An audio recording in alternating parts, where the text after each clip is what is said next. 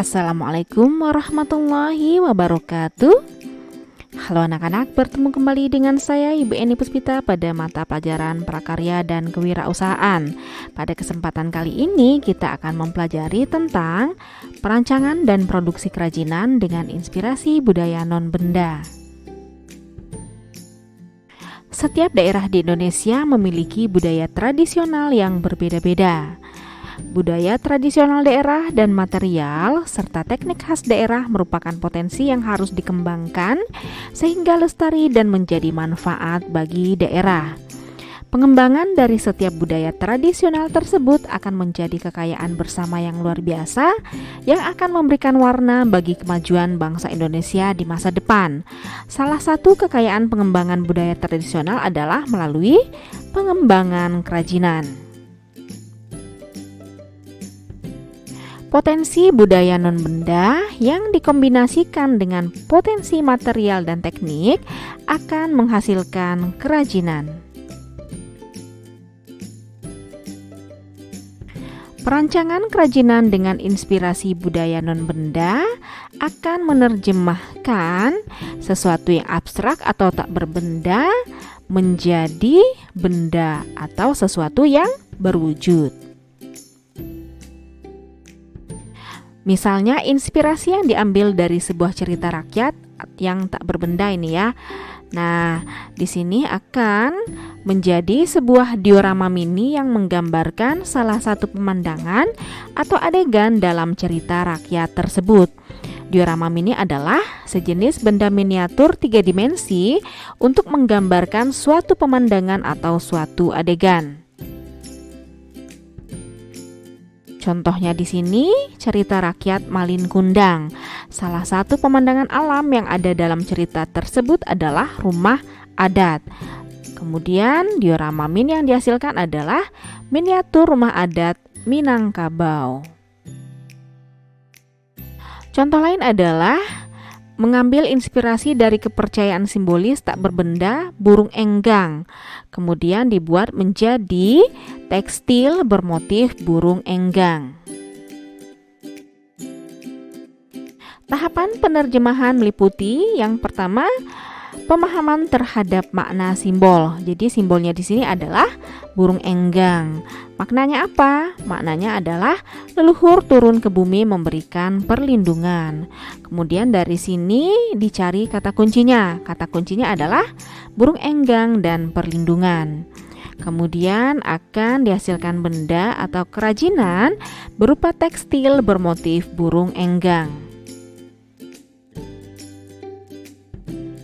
Proses perancangan kerajinan diawali dengan pemilihan sumber inspirasi dan pencarian ide produk kerajinan. Kemudian dilanjutkan dengan pembuatan sketsa ide, memilih ide terbaik, prototyping atau pembuatan studi model kerajinan, dan perencanaan produksi. Sekarang kita lihat yang pertama, pemilihan sumber inspirasi dan pencarian ide produk kerajinan. Untuk memudahkan pencarian ide atau gagasan untuk rancangan kerajinan dengan inspirasi budaya non-benda, bisa dimulai dengan memikirkan hal-hal seperti di bawah ini. Budaya non-benda apa yang akan menjadi inspirasi? Produk kerajinan apa yang akan dibuat? Mengapa produk kerajinan tersebut dibuat? Siapa yang akan menggunakan produk kerajinan tersebut? Bahan atau material apa saja yang akan dipakai? Warna dan atau motif apa yang akan digunakan? Adakah teknik warna tertentu yang akan digunakan? Bagaimana proses pembuatan produk tersebut? Alat apa yang dibutuhkan? Nah, ide kerajinan dengan inspirasi budaya lokal akan dikembangkan menjadi produk kerajinan yang akan diproduksi dan siap dijual.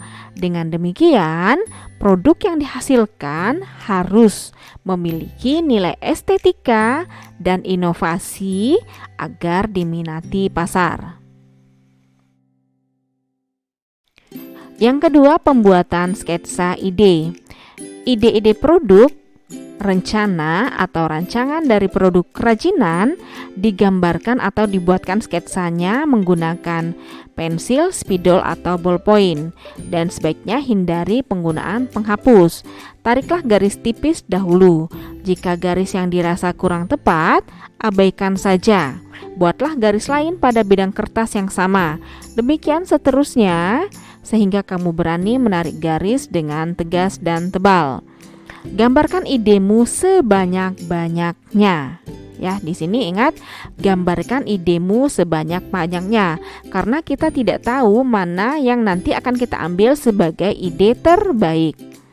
Nah, di sini contohnya kan ada gambar kerajinan tekstil dengan ide simbol burung enggang. Jadi di sini ada sketsanya.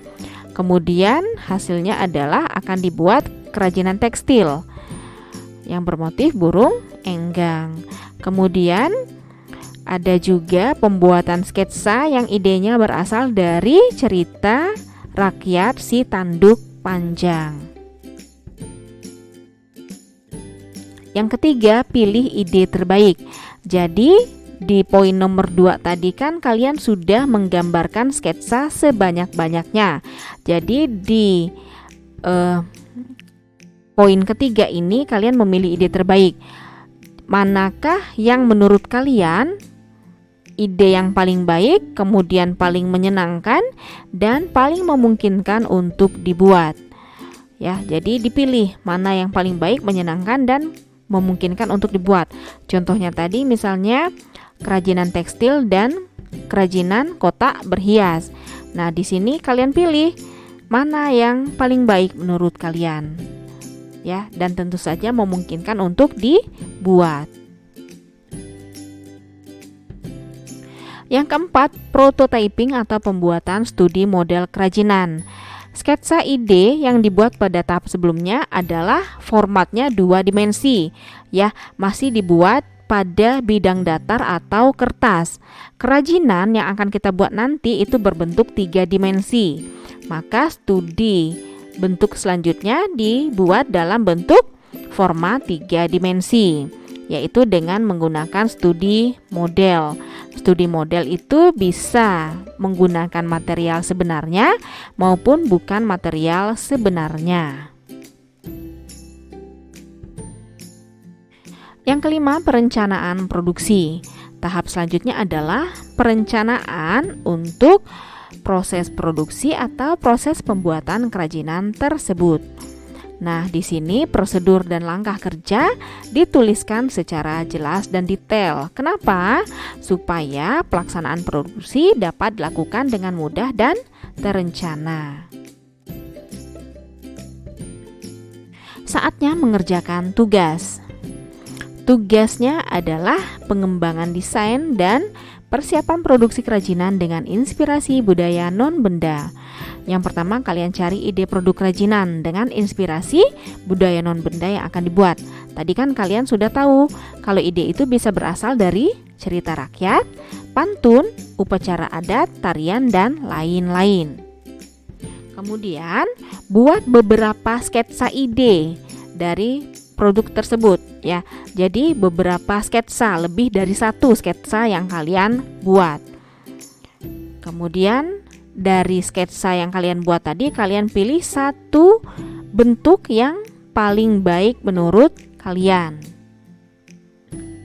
Kemudian pikirkan dan tentukan teknik yang akan digunakan untuk membuatnya, serta bahan dan alat apa yang dibutuhkan. Ya, jadi misalnya kalian membuat kerajinan dari kotak berhias misalnya, maka teknik pembuatannya bagaimana, alat dan bahan yang dibutuhkan apa saja. Kemudian membuat model produk tersebut. Proses pembuatan model ini dilakukan untuk mengetahui bahan, teknik, dan alat yang tepat untuk digunakan pada proses produksi yang sesungguhnya. Apakah misalnya kalian akan menggunakan bahan plastik, triplek, kulit kayu, atau apa? Ya, di sini kalian akan membuat model produknya. Berikutnya membuat petunjuk. Ya, jadi membuat petunjuk pembuatan produk tersebut dalam bentuk tulisan maupun gambar. Jadi pembuatannya itu bagaimana urutannya? Misal, yang pertama pembersihan bahan misalnya, kemudian dihaluskan dan seterusnya, dibuat petunjuk pembuatan produknya. Terakhir, susunlah semua sketsa, gambar, studi model, daftar bahan dan alat, serta petunjuk pembuatan yang dibutuhkan ke dalam sebuah laporan portofolio yang baik dan rapi. Boleh juga di sini kalian tuliskan di dalam buku catatan.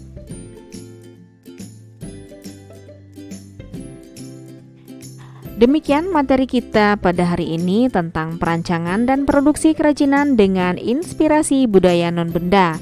Selamat bekerja, semoga sukses. Terima kasih atas perhatiannya, mudah-mudahan bermanfaat. Wassalamualaikum warahmatullahi wabarakatuh.